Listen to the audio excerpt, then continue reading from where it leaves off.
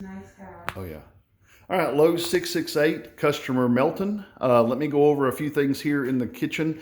First of all, this kitchen had paneling, and because they covered it or tore it out and put up drywall, there is no lead requirement for me to have to do, even though the house is prior to the lead requirement date. Everything's been torn out already, so there's no requirement for me to take a lead test.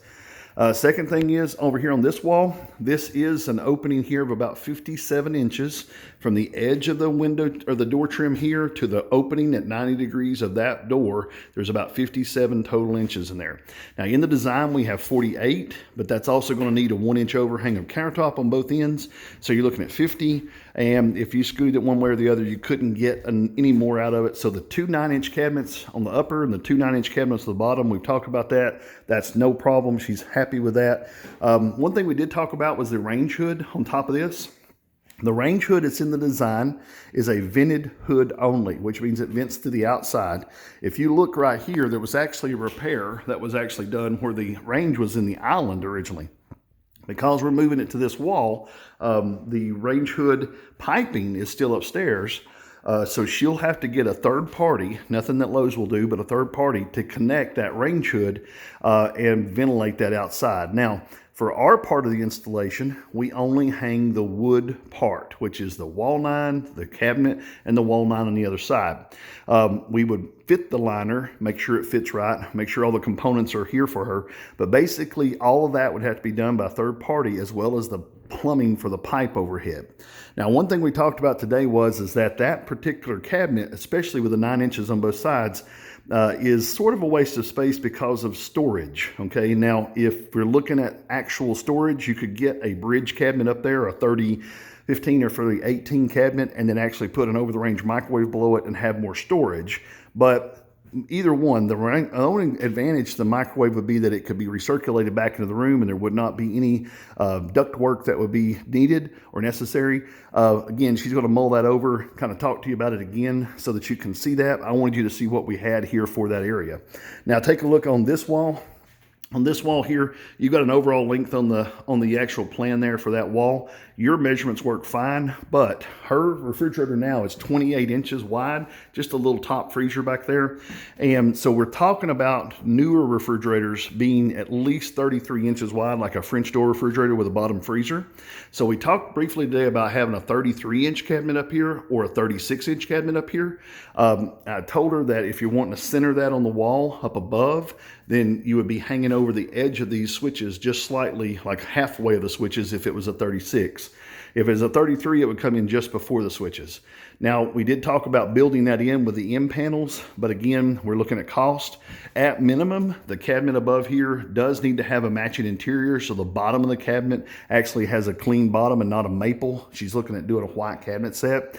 So that was one of the things we talked about, making sure that cabinet, when you standing in front of the fridge looking up at it, you can't see a maple bottom versus it being a painted finish.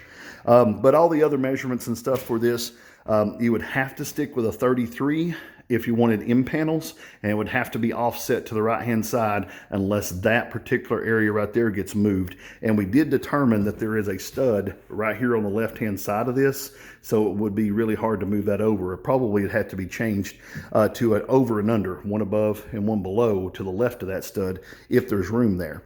Now, go back over here to this side of the room on the sink wall. So a couple things here.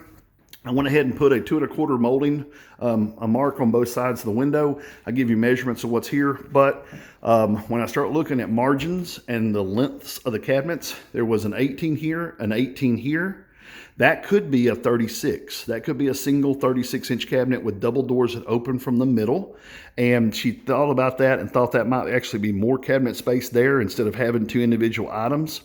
But one of the things that was on the drawing was there was a 21-inch cabinet here, which was not the same size as over there.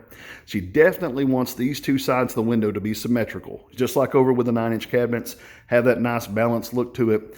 So a couple of things about that would be that the upper cabinets would end up being shorter than the lower ones. The way we fix that is we change the sink base 36 to a 33. We pull the 1.5 inches extra over here from the left-hand wall, make that a base 42. Instead of the 18 and the 24, make it a base 42, a bigger cabinet for her pots and pans. And then this will also slide your cabinets to the left some and give you the alignment that you need at the end. Overall, we can't go past 120 inches. If you look right here in the floor, there's an actual mark on the floor at 120. That's the absolute longest that your cabinet box can be on that wall. So go back and double check your center line, which is exactly 60 inches on that window.